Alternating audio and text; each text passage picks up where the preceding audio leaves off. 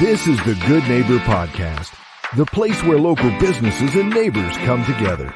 Here's your host, Jim Schaller. Welcome, good neighbors, to episode number 38 of the Good Neighbor Podcast Estero. Today we have good neighbor Steffanie Pearce from the Gulfshore Opera. Steffanie, welcome. Thank you. Good to be here. Yes, it's going to be nice to learn a little bit more about the opera today. So why don't we just get going and let's learn a little bit more about Gulfshore Opera and what you guys do there. Sure.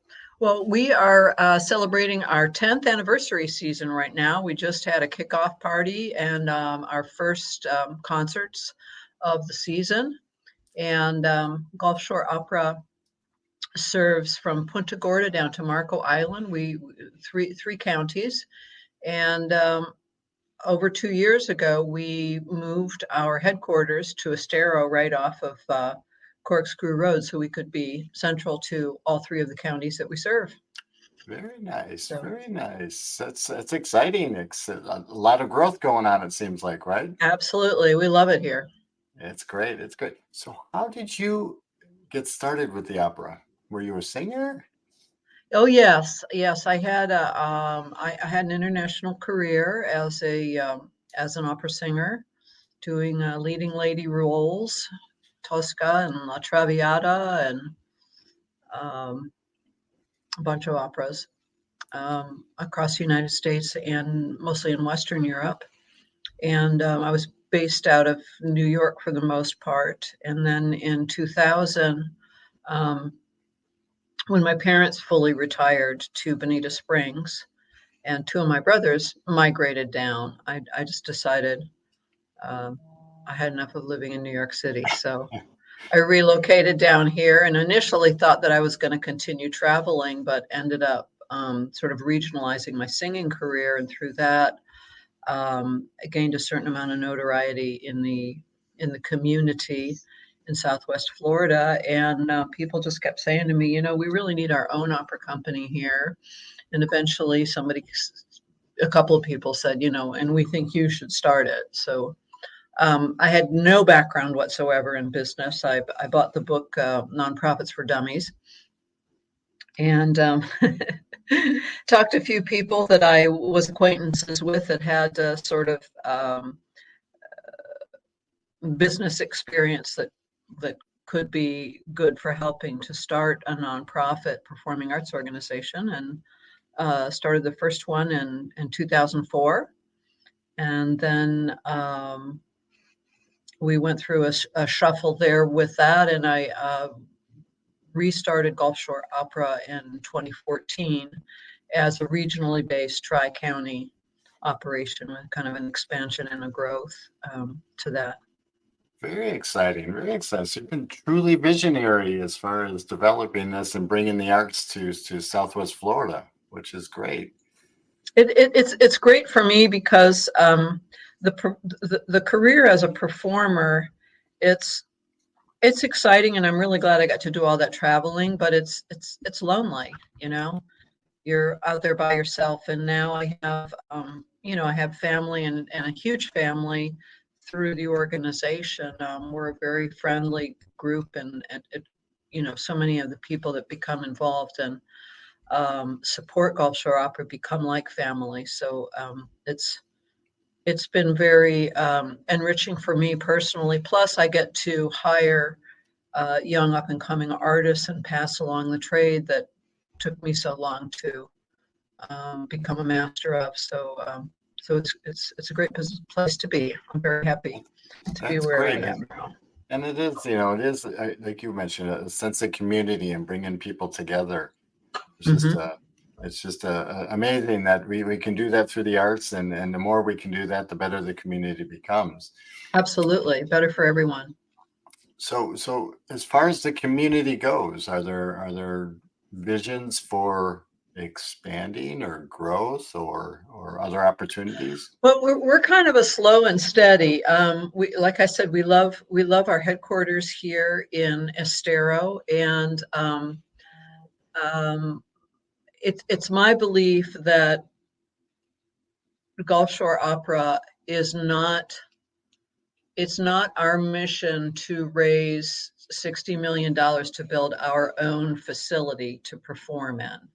Our mission is to bring the community together and people from all different walks of our community, from at-risk children to, to seniors with limited mobility.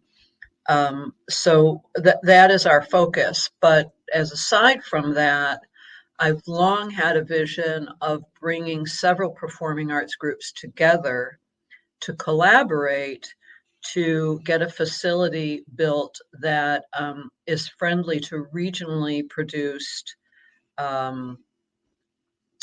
performing arts and is available for those performing arts groups during high season when Artist Naples and Barbara Mann are not available. And that's a conversation that we've been having in Estero since before COVID, for at least 4 years now. And there's some exciting energy behind that involves several different players, and not to compete with Artist Naples and Barbara Mann, but to be the middle group that's half the size and right in between the two locations. Kind of complementary to it. So, like you said, complementary, exactly. That's a good word for it. And as Southwest Florida grows, the need for more facilities like that is obvious. Absolutely. We need more to bring more art. So, are there any myths or maybe misconceptions about the industry or what you guys are doing that maybe you can bust for the people? It's funny that you say that. It's almost like you've read my manifesto. I like to say that Gulfshore Opera is destigmatizing opera, because yes, there is a sort of a fear factor there. I don't like opera because I've never been, and nobody I know goes to the opera, and it's for rich people, and I don't speak foreign languages, and all number of excuses. So we have a strategy. It's our annual program. We start with community concerts, fun and friendly community concerts. We did one yesterday at Lamb of God Church in Estero, which was a benefit concert to raise meals for the homeless for Thanksgiving. But these concerts have a lot of feel-good music in it, a lot of music that they are primarily sung in English with popular songs from music theater, and then just a taste of some opera. And the performers all have classically trained voices, but they're very versatile. So we get people sort of warmed up and break the ice that way. And then we do what we call a chamber opera production, which is a touring show, and that's a comedy. And that comes to some smaller venues. We have to be really creative about where are we going to be doing that. But that happens in February. And this year that production will be The Elixir of Love. And in Lee County, that's going to play at the Parish Life Center at St. Leo, the Catholic Church. They're right on Bonita Beach Road at 41. But it's just a silly comedy. And when we do a full-scale opera in a foreign language, we always have the surtitle screen, so you can read the translation of what's happening at the same time. So through various events, and the fact that we really are a friendly group and not at all snobby, we do a lot of kind of dinner and a show type events, and people get to know each other and really make friends through being involved. So these are all things that help to destigmatize the word opera. That is great, and you're doing a great job. Thank you. We've all kind of endured some type of challenge along our journey. Has there been something that maybe specifically that challenged you, that's maybe put you in a spot today where you're better because of it? I would have to say the experience I had with the first time that I started a nonprofit performing arts group was a huge learning curve for me. And it really enabled me to make changes right from the bylaws to the mission and the goals stated in writing before bringing people onto the board of directors and before going out to the donors and saying, this is what we do and this is who we are. So it helped me to clarify what I believe in my heart are really the best goals as a nonprofit and a charitable institution who also does this fine arts performance, to bring it to the largest group of people. And we do have people who get involved not because they're opera lovers or they love classical music, but because we do the Harmony Choir program for, it's an after-school program for at-risk youth. And we have 6 chapters of that program now. And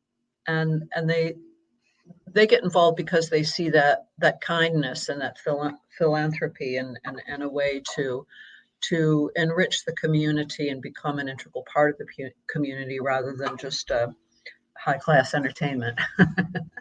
Exactly, and that's great because it is community is everybody, and where you're including right. and exposing everybody to that, which is wonderful. Are there? Sorry, I just want to just a little bit more on the Harmony Choir. The goal there, as much as kids love to sing, the goal there is not to create beautiful little singers. The goal there is to assimilate marginalized kids and their families, because when you teach them some songs and you ask them to get on stage and perform with the Go Divas or even in an opera, and you invite their families to come, then they get a sense that they belong. And a lot of these kids, we go to places where, the parents don't speak English and they just feel like we shouldn't be there, we don't belong there. And we help them to realize that they're an important part of this community, what makes it go. That is great. I love that. Is there something else that maybe our listeners don't know about the opera that they should know? Well, you can check us out at gulfshoreopera.org. And there's really something for everybody.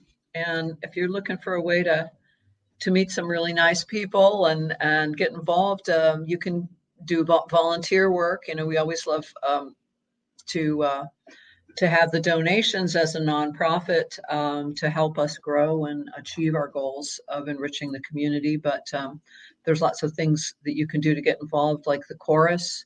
We're going to be doing Turandot, which is the biggest opera I've ever produced in 20 years producing in the area, and that will be in April.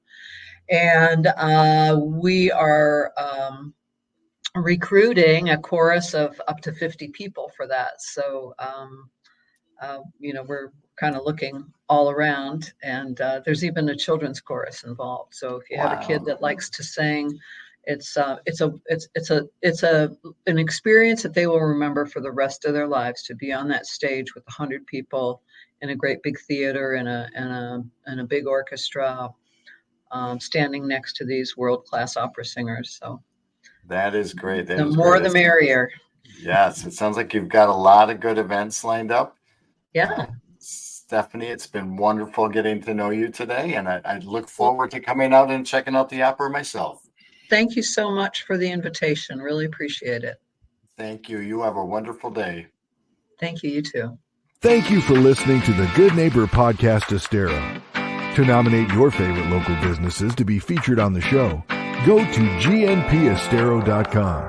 That's gnpestero.com, or call 239-296-2621.